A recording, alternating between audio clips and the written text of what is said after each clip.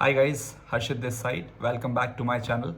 And today's video is about the tourist visa that you need to travel to European countries. That is the Schengen visa. I recently applied for my Schengen visa from Germany. It was from VFS Goa. I was on vacation in Goa, and in 15 working days, I got my passport back with a sticker visa on it.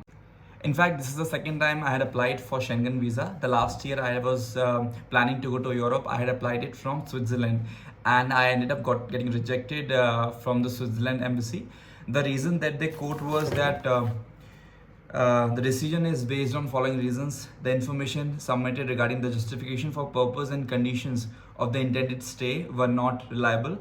There were a reasonable doubt as to your intention to leave the territory of the member state before the expiry visa. So these were the two reasons that they quote, which were actually very big. To be honest, I did the same procedure which I did last year, but the change was of the country.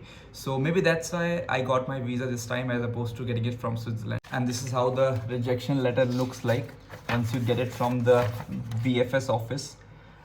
They don't actually tell you that your visa has been rejected. This is the type of envelope which they give you. You open the passport and then you get to know that whether you've gotten the visa or you're not. So I thought of making this video to tell you guys all about a Schengen visa. What is Schengen visa, how to apply, what documents are required, and what are the tricks that you should do while applying for your visa to maximize your chances of getting the visa. Before we start this video, I want to put this disclaimer that I am not an agent for any visa. Whatever I say is my own personal experiences from getting rejected and getting accepted as well. So it is like a guideline. You should not be 100% following it. You should put your own efforts into it and hope for the best.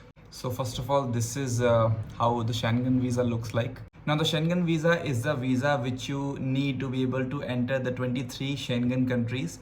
They are part of Europe. So if you're planning to go to any Schengen countries, that is France, Netherlands, Germany, Italy, you have to apply for the Schengen visa. For the sake of this video, we are talking about the tourist visa only. There are other kinds of visa as well to go to Schengen area. This is the family visa or work visa. But for those kind of visa, you should visit their website or see other videos related to that. And there are three types of Schengen visa: the one-time entry visa, two-time entry visa, and multi-time entry visa. I've gotten multiple time entry visa because there's no price difference in getting multiple entry visa. The visa is for usually 1 month. I've gotten it for 1 month this time. That means for 1 month you can visit the Schengen area multiple times, entering and exiting the area. And it's always better to apply for multi-entry visa. So in Schengen visa, you can't really choose the duration you need. You just have to tell them what are the dates you're planning to visit the Schengen area, and they will decide as to for what duration they are going to give you the visa for. For example, I had planned for 20 days in Europe, that according to my itinerary was, and they gave me from exact date of my starting journey to 1 month next to it. So it was like 1 month tourist visa for me. So in India and most countries of the world, VFS is the company that operates and handles all the processes and documentation. So why did I apply my Schengen visa from Germany this time? Because I had done some research and the statistics was saying that Germany and Belgium were the two easier countries to get Schengen visa for tourists. So I got that. Incidentally, one of my friends had also applied for Schengen visa, and he had applied it from Belgium. He got his visa in 4 working days, which was quite quick. In case of Schengen visa, what actually is that you should apply from the country where you are entering. So I was entering from Germany according to my itinerary, and that's why I applied for the German visa. When I reached the VFS, they asked me to show me the itinerary. When I showed them the itinerary, the person, officer, he said, "Ki, since you are staying in Germany for 2 nights and in Netherlands and other countries for 3 nights, your visa will get rejected."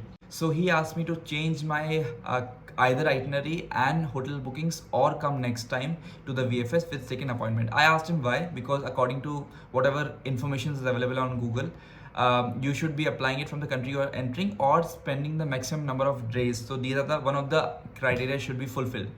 So one of my criteria was fulfilled, but still he told me that your visa might get rejected. So then and there I took the lounge access because there were no printer facility available nearby in that short span of time, and I changed my itinerary and changed my hotel bookings. I got my 3 days of stay in Germany. So it was the entry country as well as the maximum number of days I'm staying. So to make it easier, apply from the country you're entering as well as the maximum number of night you're going to stay in that country. So once you figure out the country you're applying, you go to that country's page on VFS and you register your email ID with that country. Once you get registered, you log in from that country and the process start from there. So for this video, let's take Germany. So you go to VFS Germany, enroll your email, get registered. Again, log in on the same page. Then there's a steps are quite straightforward. You go for new application, you select your dates, you select your slot, available slot, whatever state or VFS you're planning to go to, and then you do the payment. Now they give you an appointment form or letter which you have to take printout of while you are going to visit the VFS on your appointment, and it is adequately briefed on their specific website as to what is to be done. Now in the middle of the application, they'll ask you to fill out a form. In Germany per se, there's a link which takes you to the application website of Germany. There's a form which you have to fill while typing online and you take a printout of it. There's no payment involved while filling the application form. And if you have any question regarding the appointment form, which sometimes we do, just drop all those questions in the comment section and I'll definitely reply to you, making your process very easy. And if you're liking this video, please like, share and subscribe. It will increase the reach of my channel and help other people as well. So the usually amount booking price is around 1500 to 2000, depends on country. So while you're booking your appointment, there are few services that they provide which is additional charges. That is the messages charges, the courier charges and courier assurance charges. Apart from that, there is a premium lounge access. Last time I was in VFS Jalandhar, that time the premium lounge was practically non-existing. But in VFS Goa, the lounge was good. You can sit, relax and eat and your work will be done because the people were less as far as the tourists are concerned. One thing to keep in mind is while you're going to your appointment day, you should carry cash, approximately 7,000 to 8,000 rupees, because sometimes they ask you to give money in cash only. I was in VFS Jalandhar, that time they had asked me for cash, then I have to go back again get the cash because I was hoping for online transaction. This time I was in Goa and they asked me to pay everything in card. So it actually depends on which VFS office you're going, so you should be prepared for both. So as far as the cost is concerned, you have to pay for your visa, the appointment, you have to pay for your SMS services, the courier services if you're opting for that, or you can collect your passport from office as well as for premium lounges, everything all total counts up to around 10,000 or so rupees. Yeah. So everything after that, you wait for your passport to come, and after getting your passport, only then you will be getting to know that you've gotten your visa or not. So finally, the most important question as to what are the documents which are required to submit in order to get the Schengen visa. So Schengen visa is the most number of documents you have to submit. I'll go through them one by one. So firstly, there's a cover letter which is usually 1 to 1.5 pages long. So it tells the visa officer why are you going to the European countries, which all countries you probably will be visiting, what are the dates you're planning to visit, who all are going along with you, what profession you have, what you do. But it's very important to convince them that you will be coming back. So as I told you earlier that in the starting of the video, that they have few reasons why they would reject your visa. So you really have to convince them that you will actually be coming back to your country. Apart from that, your socio-economic condition is good and all those proofs are required of your income. And after this, you will give out all the documents that you're submitting along with this cover letter. So like in my letter, I have written that I am writing this letter to formally request to a short stay tourist visa to travel to Schengen region to include Germany, Netherlands, Czech Republic, Hungary, Austria and all those countries. Scheduled from 5 June to 20th June 2024 with the purpose of tourism and cultural exploration. Apart from all those important things like traveling to 4 countries and taking permission to travel to Europe from my company or my office, what all work you do, that is very important. So all these things are covered in cover letter. So in Schengen visa, they ask for your flight bookings as well. So you're not necessarily required to do the actual booking. There are few agents which will give you almost like dummy bookings. You can contact them and they give you a PNR specifically. So with that PNR, you can show your booking to the embassy. You don't have to actually pay for all the flight bookings. Next comes the hotel bookings. Hotel bookings are to be confirmed. I usually go with booking.com for all my hotel bookings. The next document is your travel insurance. It is very important that you include all the countries you're going to travel, as well as a minimum insurance amount of 30,000 euros. And I always go to Policy Bazaar. There you can find all the fields you require, specifically visas for Schengen countries. You click on whatever countries you want to visit, the number of days you're visiting, and then they will formulate a travel insurance for you.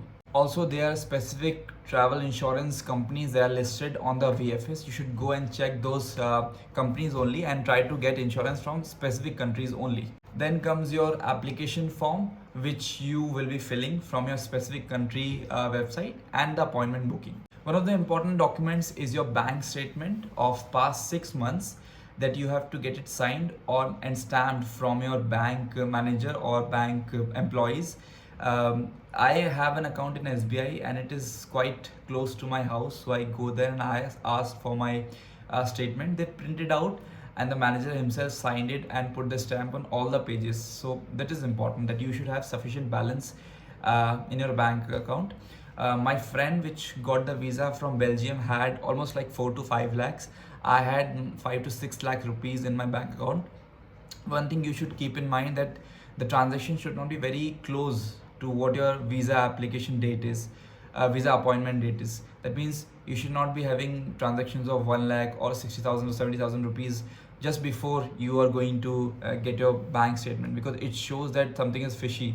There should be constant flow of money with a constant amount for at least past 6 to 7 months, which you are showing the statement of. And you should keep in mind that they should be convinced that this money is legitimately yours and you have not borrowed it from somebody else. Then comes the detailed itinerary of your visit. A copy of itinerary I can share if somebody wants to. You can email me on my email and I will share my itinerary with you. It is very important that you give your hotel names, your dates, your stay country, what are you going to do in that country, in a quite a brief fashion, so that it's not overwhelming, but then it should be convincing to the person or the officer. Then comes the photo requirement for Schengen visa. It is very specific. There are documents available for what kind of photo you should be having, passport photo for the visa. You should check those documents. It is available on BFS website as well. So while clicking the photos for your visa, you should tell the photographer that you need these photos for your visa. There's like 80% face that needs to be shown in visa. There's no border that has to be there, and some dimensions are already given. So if you tell him, he will help you out, although might charge you more. But then at the end of the day, it is important that you give actual photos, because I was in VFS Jalandhar last year and he asked me that your photos have borders, which was quite confusing for me, because I told him, okay, give me scissors, I'll cut those borders, which I did, and then the problem was solved. And this is what the Schengen visa passport photo looks like. For passport copies, you should be having passport copy of your first page and a last page of your passport. Apart from that, any relevant visa that you have in the past. I had a Japan visa. I had given the copy of Japan visa to the officer, but he rejected. He told me that it's not relevant. The relevance is if you have any US visa or any Schengen visa for the past 52 weeks. Nevertheless, give all your visas which you have immigration stamp of, whether they are from UK, US, Schengen countries or not. Take it with you in case it helps. So one thing to keep in mind, that your passport should be valid for next 6 months after your Schengen visit has ended. And apart from this important documents, they are all financial documents that you can submit, like your mutual funds, your FDs, your stocks, your any kind of investment that you can show, which will convince them that you actually have capital for you to spend in European countries. You also need to have your NOC or the no objection certificate from your employer. It should be written that he has no issue of you traveling to European countries from this date to this date. Apart from that, your Aadhaar card, PAN card, all those copies you always should carry. So that's practically everything that you need to know before your visit to the VFS office in order to get the Schengen visa. And like the way I got my visa, I hope everybody of you get your visa, and we all travel to these beautiful countries and see and explore these places. Apart from this, if you have any question, any queries, you can always ask me in my comment section. I'll always try to reply to these questions. Also, for those budget trips I'm going to do in Europe, you should follow and do let me know what all things you want to know about Europe while I'll be visiting Europe. So I'll definitely find out and will let you know.